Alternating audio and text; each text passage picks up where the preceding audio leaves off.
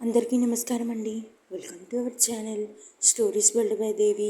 ఇవాళ నేను మీకు వినిపించబోయే కదా భర్త రాసలీలలు. మరి ఆ కథలోకి వెళ్దాం రండి. వనజ 26 ఏళ్ల అమ్మాయి. ఎందుకలా ఏడుస్తున్నా అంటూ కంగారుగా అడిగాడు మదన్. చెప్పకుండా మౌనంగా ఏడుస్తూ ఉంది. అలా ఏడిస్తే నాకెలా తెలుస్తుంది? ఎందుకు ఏడుస్తున్నావు చెప్పు.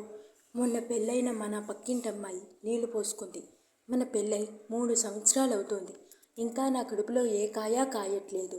ఎందుకలా ఏడుస్తున్నావు? డాక్టర్ దగ్గరికి వెళ్దాంలే. నేను ఈరోజు ఆఫీస్ నుండి త్వరగా వస్తాను, రెడీగా ఉండు అని చెప్పి అక్కడి నుండి వెళ్ళిపోయాడు.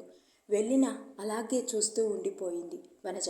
ఎప్పుడు వస్తాడా అని ఎదురు చూస్తూ అలాగే నిద్రలోకి జారుకుంది.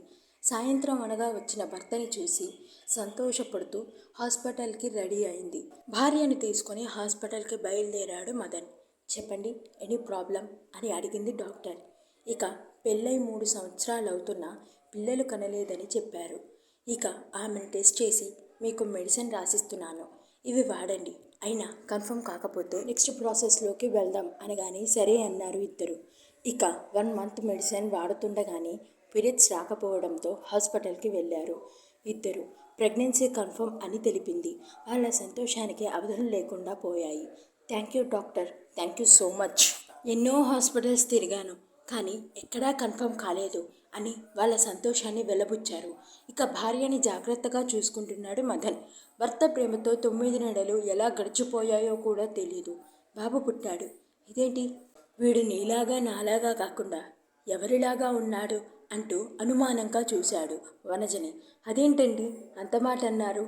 లేదు, ఉంటే నీలాగా ఉండాలి, లేకపోతే నాలాగా అన్నా ఉండాలి, కనీసం మా అమ్మ నాన్నలాగా అన్నా ఉండాలి, కానీ ఎవరిలాగా లేడు వీడు అంటూ అనుమాన బీజం మొలకెత్తింది అతనిలో. భర్త ఇన్నాళ్ళుగా ప్రేమగా చూసుకున్న వనజను అతని మాటలు ఆమె హృదయాన్ని చాలా గాయపరిచాయి. ఇక DNA టెస్ట్ చేయించాడు మదన్. అసలు మీకు ఏమైంది? ఎందుకు ఇలా ప్రవర్తిస్తున్నారు? నా గురించి మీకు తెలీదా? నేను అలాంటి దాన్నా అంటూ ఏడుస్తూ అడిగింది. DNA టెస్ట్ రిపోర్ట్స్ వస్తే తెలుస్తుందిలే నువ్వు ఎలాంటి దానివో అంటూ అక్కడి నుండి వెళ్ళిపోయాడు మదన్. కొడుకు పుట్టాడన్న సంతోషం కూడా లేకపోయింది ఆమెకి.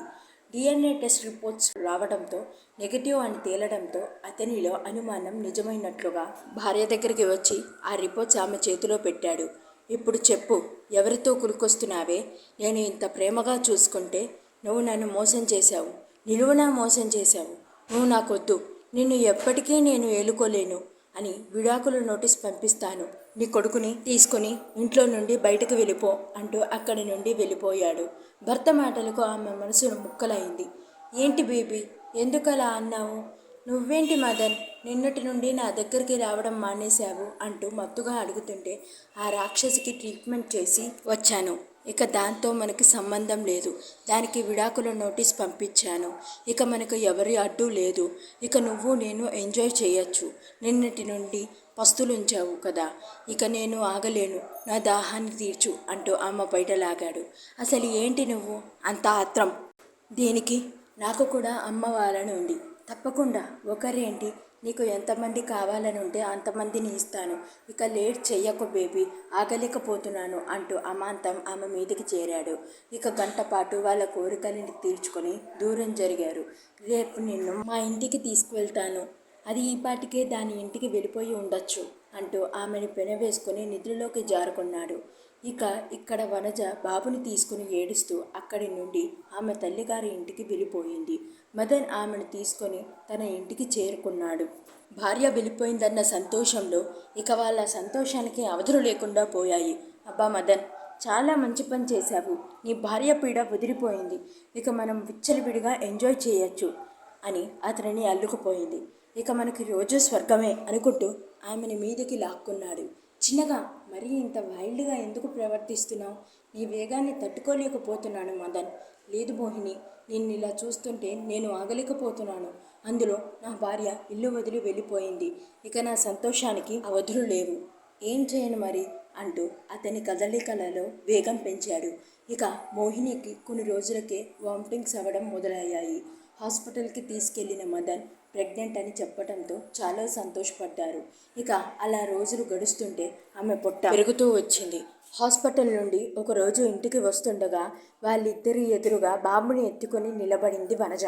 ఆమెను చూసి అతను ఒక్కసారిగా షాక్ అయ్యాడు. దీనికోసం నా బిడ్డను నన్ను అనుమానించి ఇంటి నుండి బయటకు వెళ్ళగొట్టావా? నీకేం పాపం చేశాను? ఏం తక్కువ చేశానురా అంటూ అరుస్తుంటే, ఏంటి నిన్ను మోసం చేసిందే కాకుండా పైగా నా మీద అరుస్తున్నావు? డిఎన్ఏ టెస్ట్ రిపోర్ట్స్ చూపించానుగా, మరి ఇదేంటి అంటూ రిపోర్ట్స్ తన మీదకు విసిరుగొట్టింది వనజ. ఒక్కసారిగా అతనిలో కంగారు మొదలైంది. నేను కడుపుతో ఉన్నానని డాక్టర్ నాకు దూరంగా ఉండమని చెప్తే నాతో ప్రేమగా ఉంటూ దీనితో తిరిగారు, అంతే కదా? నన్ను నిలువున మోసం చేసి నాకు విడాకులు ఇచ్చారు. ఎందుకలా నన్ను మోసం చేశారు? మీకు ఏమన్నా న్యాయం అనిపిస్తోందా? మీరేమన్నా న్యాయం చేస్తున్నారా అంటూ కాలర్ పట్టి కుదిపేస్తుంటే ఆమె చెయ్యిని విసిరగొట్టి, అవునే, అన్ని రోజులు నన్ను దూరం పెడితే నేను ఎలా ఉండాలి? అందుకే తనతో ఎఫ్ఐఆర్ పెట్టుకున్నాను. ఇప్పుడు ఏం చేస్తావు? ఆల్రెడీ నీకు విడాకులు ఇచ్చేశాను. నీకు నాకు ఎలాంటి సంబంధం లేదు. ఇక నుండి నా కళ్ళ ముందు నుండి వెళ్ళిపో అంటుంటే విడాకులు చింపి అతని మీద విసిరగొట్టింది వనజ. నువ్వు సైన్ చేసినంత మాత్రాన నేను చేయలేదు కదా. నాకు భరణం కింద ₹1,00,00,000 కావాలి. ఇస్తేనే నేను విడాకులకి సంతకం పెడతాను. లేకపోతే నాకు సర్వ హక్కులు ఆ ఇంట్లో ఉన్నాయి. దాన్ని బయటకు వెళ్ళగొట్టి నేను ఇంట్లోకి వస్తాను, గుర్తుపెట్టుకో అని చెప్పి అక్కడి నుండి వెళ్ళిపోయింది వనజ. ఆమె మాటలకు వాళ్ళ గుండెల్లో రైళ్లు పరిగెడుతున్నాయి. ఏం చేద్దాం మదన్, నీ భార్య ఏంటి ఇలా ట్విస్ట్ ఇచ్చింది? ఏమో నాకు అర్థం కావట్లేదు. ఇప్పుడు అది ఇంట్లోకి వస్తే నిన్ను బయటకు వెళ్ళగొడతానంటోంది. ఇప్పుడు ఏం చేద్దాం అంటూ తల పట్టుకున్నాడు. అదేంటి దానికి భయపడుతున్నావా నువ్వు? మరేం చేయను, పోలీస్ కంప్లైంట్ ఇచ్చిందంటే ఇద్దరం ఊచలు లెక్క పెట్టుకుంటూ కూర్చోవాలి అంటుంటే, అవును కదా మర్చిపోయాను. ఇప్పుడు మరి నేనేం చేయాలి? అందులోనూ ప్రెగ్నెంట్ని. ఒక్కదాన్నే ఎలా ఉండాలి? నువ్వు నీ ఫ్లాట్కి వెళ్ళిపో. నేను అప్పుడప్పుడు వచ్చి నిన్ను కలుస్తాను. నీ దగ్గర ₹1,00,00,000 ఉన్నాయా? నాకు వచ్చే జీతానికి దానికి ₹1,00,00,000 ఎలా ఇవ్వాలి? దాన్ని ఎలాగోలా కన్ఫ్యూజ్ చేసి నిన్ను కూడా ఇంట్లో ఉండేలా చేస్తాను. నువ్వు ఇంటికి వెళ్ళిపో అంటూ ఆమెను ఆటో ఎక్కించి అక్కడి నుండి ఇంటికి వెళ్ళిపోయాడు. వెళ్ళేసరికి వనజ బాబుతో ఆడుతూ కనిపించింది. నొసలు చిట్లిస్తూ లోపలికి వెళ్ళాడు. ఏంటి అది వెళ్ళిపోయిందా? ఇక్కడ దాకా వస్తే పంకింటి వాళ్ళ ముందు దాని పరువు పోతుందని అక్కడి నుండి పంపించేశావా అనింది వెటకారంగా.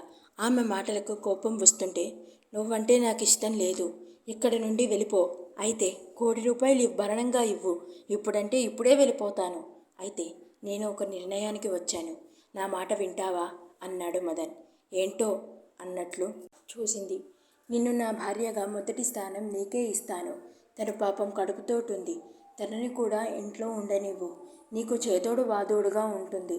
తన వల్ల నీకు ఎలాంటి హాని కలగదు. నేను హామీ ఇస్తున్నాను. ఏమో మీరిద్దరూ కలిసి నన్ను చంపేస్తారేమో. ఎవరికి తెలుసు? చంపేస్తే పోలీసులు ఊరుకుంటారా? ఆల్రెడీ కేసు పెట్టే వచ్చావుగా. అవును, మీరు నన్ను నిలువున మోసం చేశారుగా. నీ మీద నాకు నమ్మకం పోయింది.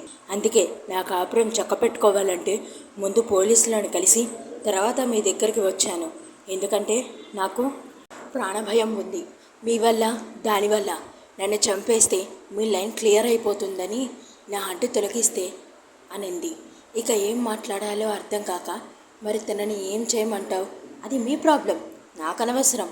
ప్లీజ్ వనజ, అర్థం చేసుకో. అది ఇంట్లోకి రావడానికి వీల్లేదు. కాకపోతే డెలివరీ అయ్యే వరకు కేర్ తీసుకొని తర్వాత దాన్ని వదిలేయండి. లేకపోతే ఏదైనా జాబ్ ఇప్పించండి. దాని మానాన అది బతుకుతుంది. దాని దగ్గరికి వెళ్ళాల్సిన అవసరం లేదు. మీరు నాకు చెప్పకుండా వెళ్తే పోలీసులకి కంప్లైంట్ ఇస్తాను అనగానే ఒక్కసారిగా ఉలిక్కి పడ్డాడు. ఇక వనజ చెప్పినట్లు ఆలోచించి, సరే తనని వదిలేస్తాను, డెలివరీ అయ్యే వరకు చూసి తనకి ఒక కంపెనీలో జాబ్ ఇప్పిస్తాను అని ఆమె చెప్పిన దానికి ఒప్పుకున్నాడు. ఇక వనజ చెప్పినట్లుగానే ఆమె చెప్పడంతో నానా రచ్చ చేసింది మోహిని. అసలు నువ్వు మనిషివి కాదు, మగాడివి కాదు, నీకు ధైర్యం లేదు ఒక ఆడదాంతో మాట్లాడడానికి అంటూ అరుస్తుంటే ఆమె అసలు రూపం చూస్తున్న మదన్ షాక్ అయ్యాడు. నువ్వేంటి ఇలా మాట్లాడుతున్నావు? అవును, నేను నీ ఆస్తి కోసమే మీ ఇంటికి వచ్చాను. మళ్ళీ మీ పెళ్ళం మీ ఇంట్లోనే తిష్ట వేసింది. ఇప్పుడు నా బతుకుని ఎటు కాకుండా చేశావు అని ఆమె మనసులో ఉన్న కుట్రను బయటపెట్టగానే ఆమె మీద కోపం, అసహ్యం పెరిగింది అతనికి. ఏంటి, నా ఆస్తి కోసం నా వెంట పడ్డావా? అవును, నువ్వేమన్నా పెద్ద అందగాడివి అనుకుంటున్నావా నీ వెంట సొల్లు కాచుకుంటూ తిరగటానికి అంటుంటే ఆమె చెంప పగలగొట్టాడు మదన్. ఇక నీకు నాకు ఎలాంటి సంబంధం లేదు, ఇంత నీచానికి దిగజారుతావు అనుకోలేదు అని చెప్పి అక్కడి నుండి ఇంటికి వెళ్ళిపోయాడు. వెళ్తున్న మదన్ని కోపంగా చూస్తూ ఉండిపోయింది మోహిని. నా బతుకుని నట్టింట్లో ముంచేశావు కదరా అని ఏడుస్తూ ఉండిపోయింది మోహిని. సారీ వనజ, దాన్ని నమ్మి నిన్ను చాలా మోసం చేశాను. దాని అసలు రూపం నాకు ఈరోజు తెలిసింది. ఏంటో భార్యని హత్తుకొని బాధపడ్డాడు. ఇక వాళ్ళిద్దరి కాపురం మళ్ళీ ముందుగా హ్యాపీగా ఉండటంతో చాలా సంతోషపడింది వనజ. ఇంతటితో ఈ కథ సమాప్తం. ఈ కథ కనుక మీకు నచ్చినట్లయితే లైక్ చేయండి, షేర్ చేయండి, కామెంట్ చేయండి. మరిన్ని వీడియోస్ కోసం ఛానల్ని సబ్స్క్రైబ్ చేసుకోండి. Thank you for watching.